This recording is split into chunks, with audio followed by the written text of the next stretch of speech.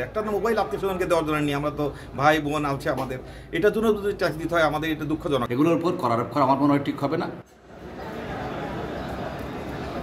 Free ভিসার সুবিধা নিয়ে একটি টিটিবার ১০০ গ্রাম স্বর্ণ, একটি ল্যাপটপ, দুটি মোবাইল ফোন সহ ছোটখাটো নানা জিনিস দেশে এনে বিক্রি করা কোনো প্রবাসীর উপার্জনের প্রধান উপায়। প্রবাসীদের দাবি, বিদেশে কাজের অভাবে তারা এই কাজ করতে বাধ্য হন। টিটিবার থেকে সরকারের শুল্ক বিভাগও ৪০,০০০ টাকা পেত। তবে প্রবাসীদের দাবি, নতুন ব্যাগেজ নীতিমালা অনেক প্রবাসীকে পথে বসাবে। আমরা যারা প্রবাসে আছি আমরা কিন্তু বিভিন্নভাবে হয়রানির শিকার হই।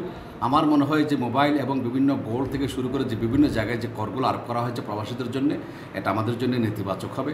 কারণ একজন প্রবাসী তার আত্মীয় স্বজন ছেলে পেলে, একটা প্রবাসীর একটা ছেলে একটা মেয়ে বা দুইটা মেয়ে দুইটা ছেলে থাকলে সে যাওয়ার সময় 2টা বা 3টা 4টা মোবাইল বাচ্চাদের জন্য নিয়ে যেতে চাইবে। এগুলোর উপর কর আরোপ করা আমার মনে হয় ঠিক হবে না। একটা মোবাইল আত্মীয়-স্বজনকে দেওয়ার জন্য নিয়ে আমরা তো ভাই বোন আছে আমাদের।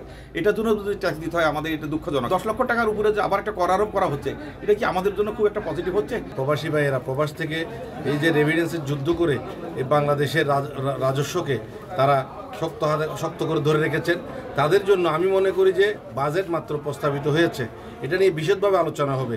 নতুন বাজেটে ব্যাগেজ বিধিমালা পরিবর্তনের যে সুপারিশ করা হয়েছে তাতে স্বর্ণ ও মোবাইল আনার সুযোগ কমছে। এতদিন শুল্ক ছাড়া দুটি মোবাইল আনা গেলেও এখন থেকে শুল্ক দিয়ে আনা যাবে মাত্র একটি মোবাইল। প্রস্তাবিত বাজেটে সোনার অলংকার ও গয়নার সংজ্ঞাও অন্তর্ভুক্ত করার সুপারিশ করা হয়েছে। মধ্যপ্রাচ্যের দেশগুলো থেকে আসা যাত্রীদের অল্প ডিজাইন করে কাঁচা সোনাকে সোনার গয়না হিসেবে দেখিয়ে শুল্ক ফাঁকি দেয়া ঠেকাতে এমন উদ্যোগ বলে বাজেট বক্তৃতায় জানিয়েছেন অর্থমন্ত্রী। তবে সংযুক্ত আরব আমিরাত প্রবাসীরা বলছেন, এমন বিধিনিষেধ প্রবাসী আয়ের উপর বিরূপ প্রভাব ফেলবে।